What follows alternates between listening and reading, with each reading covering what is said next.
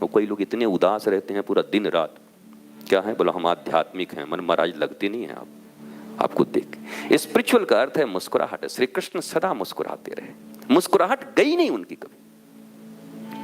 अरे तो उस दिन भी मुस्कुरा रहे जिस दिन सारे लोगों का नाश होना है, अपने भी घर वालों का, सबका, तब भी पांव के पांव ऊपर रख कर कैसे मुस्कुरा रहे हैं। उद्धव, हरि बोले महाराज क्या बात है? बोला 7 दिन में सब डूबेगा द्वारिका, बता देना। और ठाकुर जी अपने धाम पहुंच गए तो जितने घर वाले थे सब रिश्तेदार वगैरह, बताओ, खुद तो चले गए। हम सोच रहे हैं कि सोने का द्वारिका हम छोड़ के चले जाएं, हम लोग छोड़ने वाले नहीं। और 7वें दिन डूब गई द्वारिका। ठाकुर जी पे भी भरोसा नहीं किया लोगों ने। तो आप दुखी मत होया कीजिए।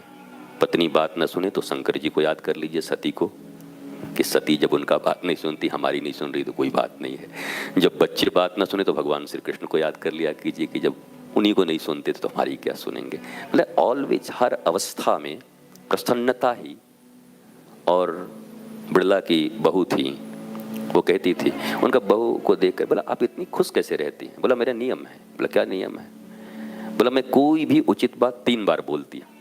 छोटी बहुरानी, बड़ी बहुरानी, किसी को भी। एक आज बोली, 5 दिन के बाद बोली, और तीसरे बार बोले उसके बाद मैं समझ लेती हूँ कि हरी इच्छा यही है, मैं अपना मस्ती से जीती हूँ, फिर उसके पीछे नहीं पड़ी रहती हूँ।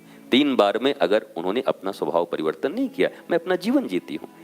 पर मैं सास हूँ, माँ हूँ, 2-3 बार बोलना मेरा धर्म है, इसलिए बड़े प्यार से बोलती हूँ, बेटा ऐसे करोगे तो ज्यादा अच्छा होगा। नहीं सुनता, 2-3, उसके बाद हम कहते कहते मर गए, हमारा कोई सुनता नहीं, हम कहते कहते मर गए, हमारा कोई सुनता नहीं। अभी जिंदा हो, मरने वाले हो। लोग कहते हैं कहते कहते मर गए पर हमारा कोई सुन नहीं रहा है। ये कहते कहते तुम मर जाओगे एक दिन, मरे नहीं हो, अभी मरने वाले हो, कह दिया। ऐसे ही गुरु भी होते हैं। गुरु भी, उनको भी वासना नहीं रखनी चाहिए कि ये ठीक ही हो जाएगा मेरा शिष्य। कई गुरुओं को भी मैंने बड़ा कष्ट में देखा है, तकलीफ में। गुरुजी हैं बड़े कष्ट में, कहा बोला मेरा शिष्य ठीक नहीं होता। ये भी वासना है। आपने सतमार्ग दिखाया, आपने अपने गोद में बिठाया उसे, जो कुछ कर सकते हैं आपने ईमानदारी से किया। अब उसके भी अपने संस्कार हैं। वो पता नहीं, भगवान समझाने दुर्योधन को जा रहे हैं, वो समझ नहीं पा रहा है, तो भगवान से भी बड़े समझ के अपने आप को बैठे हुए हैं। भगवान ने हमको भेजा है, हमने समझा दिया, बेटा ये उचित नहीं है, इसमें गुरु जी का लाभ जरूर कुछ है, चल ठीक है, लाभ देख, लाभ हानि देखता रहा। तो इतनी वासना में गुरु को भी नहीं रहनी चाहिए। कह दिया, दैट्स ऑल। हमारा बच्चा है, परम पिता से, राधा रानी से प्रार्थना कर दीजिए कि हे किशोरी जी देखिएगा आप ही का बच्चा है। और ये भी क्या कहना है, मेमोरी उनकी उतनी है, उनको क्या याद दिलाना है ठाकुर जी को भी। ठाकुर जी को कहते हैं खाली याद दिला दो। यादव क्यों दिलाएं? सारी दुनिया कण कण जिनका है उनको क्या याद दिलाएं?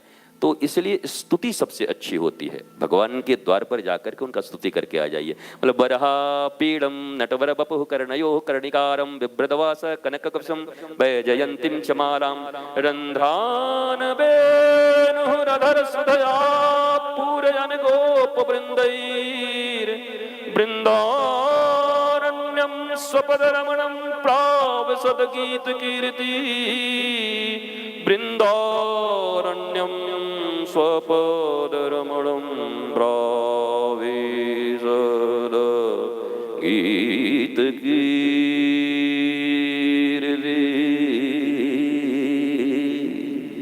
ठाकुर जी के रूप का वर्णन है। बरहा पीड़, नटवर हैं, एकदम जादूगर जैसे लगते हैं ठाकुर जी। बर या पीड़, सुंदर मोर के पंख लगा करके स्तुति कर दीजिए ठाकुर जी की। ठाकुर जी को सब याद है, अब स्तुति करके